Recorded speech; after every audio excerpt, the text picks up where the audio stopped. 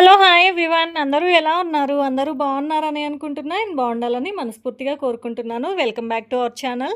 ఇవాళొచ్చేసి మీ ముందుకైతే ఒక మంచి హెల్తీ రెసిపీతో అయితే వచ్చాను. ఇదొచ్చేసి ఉసిరికాయల సీజన్ గదా! ఉసిరికాయలతో చేశాననమాట ఈ రెసిపీ అయితే. ఇదైతే తీపి, పులుపు కాంబినేషన్‌లో ఉంటుంది టేస్ట్ అయితే. అదేనండి ఆమ్లా మురబ్బా. ఈ ఆమ్లా మురబ్బానైతే ఇంట్లోనే ఈజీగా చేసేసుకోవచ్చు.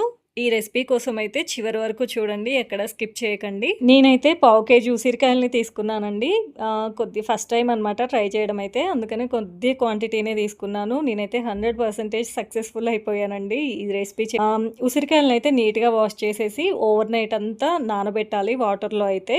ఇంకా నెక్స్ట్ డే అయితే ఉసిరికాయలని వాటర్లో నుంచి తీసేసి ఒక పొడిగుడ్డతో అయితే తుడుచుకోవాలన్నమాట. తర్వాత ఇది తుడుచుకున్నాకనైతే ఇలా ఫోర్క్తో అయితే ఇలా చారల్లాగా పెట్టుకోవాలి. ఎందుకు అంటే ఉసిరికాయలని మనం స్టీమ్ చేస్తాం కాబట్టి మంచిగా ఉడకడానికైతే ఇలా చారల్లాగా పెట్టుకోవాలన్నమాట. అన్ని ఉసిరికాయలని కూడా ఇలాగే నీట్గా తుడుచుకొని ఇంకా చారలు పెట్టుకోవాలి. తర్వాత వచ్చేసి ఇంకా స్టీమ్ చేసుకోవాలన్నమాట. నేను కూడా యూట్యూబ్లో చూసే నేర్చుకున్నాను ఈ రెసిపీని అయితే ఎస్పెషల్లీ మా పిల్లల కోసం అయితే నేను నేర్చుకున్నానండి.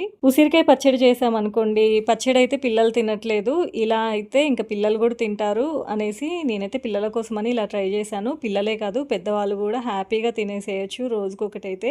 టేస్ట్ అయితే చాలా బాగుందండి. నేనైతే ఇంకా ఇక్కడ ఉసిరికాయలను అయితే స్టీమ్ కోసం అని పెట్టేశాను అనమాట. ఉసిరికాయలను ఇంకా అలానే వదిలేయకుండా మధ్య మధ్యలో కలుపుతూ ఉండాలి, అవి మంచిగా ఉడికిందనక. అలానే ఉసిరికాయలను అయితే మరీ మెత్తగా అయ్యేలాగైతే ఉడికించకూడదు, కొద్దిగా సాఫ్ట్ అయ్యేంత ఉడికించితే సరిపోతుంది. 50% ఉడికితే సరిపోతుంది ఉసిరికాయలు అయితే. ఇదిగోండి ఇక్కడ చూపించినట్టుగా కొద్దిగా కలర్ చేంజ్ అయింది చూసారా, అంత ఉడికితే సరిపోతుంది. పావు కేజీ ఉసిరికాయలకైతే పావు కేజీ బెల్లం తీసుకోవాలండి. బెల్లం యాడ్ చేయాలన్నమాట. బెల్లం బదులు కొద్ది మంది అయితే ఇంకా పటిక బెల్లం కానీ షుగర్ కానీ యాడ్ చేస్తారు. నేనైతే నార్మల్ బెల్లాన్నే యాడ్ చేశాను. బెల్లాన్ని ఇలా మెత్తగా పొడిలాగా చేసుకోవాలన్నమాట. ఇంకా ఒక స్టీల్ బౌల్ తీసేసుకొని దాంట్లో అయితే ఈ బెల్లం పొడిని వేసేయాలి. తర్వాత అయితే ఇక్కడ వాటర్ పోస్తున్నా చూడండి, ఒక 4 టేబుల్ స్పూన్స్ వాటర్ అంతే పోయాలి, అంతకంటే ఎక్కువ అవసరం లేదు. బెల్లం స్టవ్ మీద పెట్టగానే ఆటోమేటిక్ గా అయితే కరిగిపోతుంది. నేనైతే ఇక్కడ చూడండి కొద్దిగా పొడుగ్గా వెడల్పుగా ఉన్న గిన్నెనైతే తీసుకున్నాను, కలపడానికి ఈజీగా ఉంటుందని. ఈ బెల్లం కొద్దిగా కరిగిన తర్వాత అయితే ఇప్పుడైతే ఉసిరికాయలని వేసుకోవాలన్నమాట. ఉసిరికాయలకైతే బెల్లం ఫ్లేవర్ బాగా పడుతుందండి ఇప్పుడు ఈ టైంలో వేస్తేనే. ఈ రెసిపీ చేసేటప్పుడు అయితే మనం పక్కనే ఉండాలి, ఊరికే కలుపుతూనే ఉండాలన్నమాట, లేకపోతే అడుగంటిపోతుంది. ఈ బెల్లం కొద్దిగా కరిగిన తర్వాత అయితే నేను విలాచి మిరియాలు కలిపి పౌడర్ చేశాను, అదొక స్పూను. తర్వాత సాల్ట్ ఒక స్పూన్ అనమాట.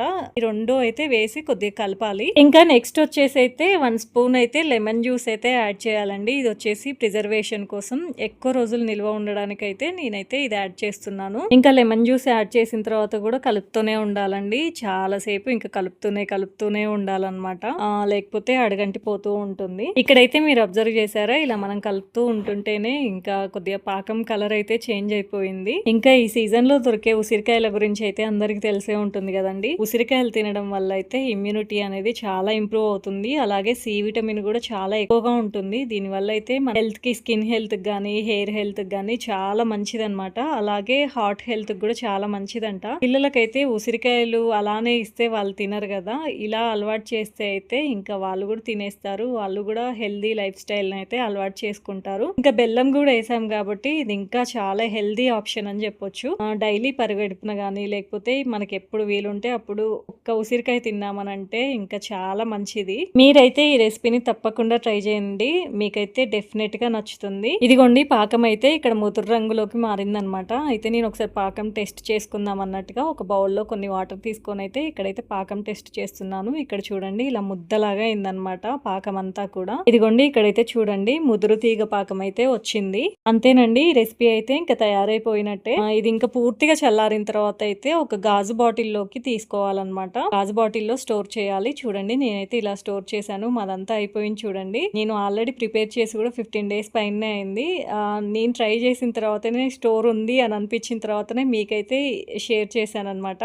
అన్నట్లు నేను చెప్పడం మర్చిపోయాను, మీడియం సైజ్ ఉసిరికాయలను అయితే తీసుకోవాలి. ఇదిగోండి ఇలా అయితే ఉందన్నమాట. జ్యూస్ కూడా భలే ఉంటుందండి, తీపి పులుపు కాంబినేషన్ లో సూపర్ గా ఉంటుంది. ఈ రెసిపీ పై ఏమైనా డౌట్స్ ఉంటే మాత్రం కామెంట్ సెక్షన్ లో అడగండి, తప్పకుండా రిప్లై ఇస్తాను. Thanks for watching till the end. Don't forget to like, share and subscribe to our channel. Take care. See you on my next video. Bye by.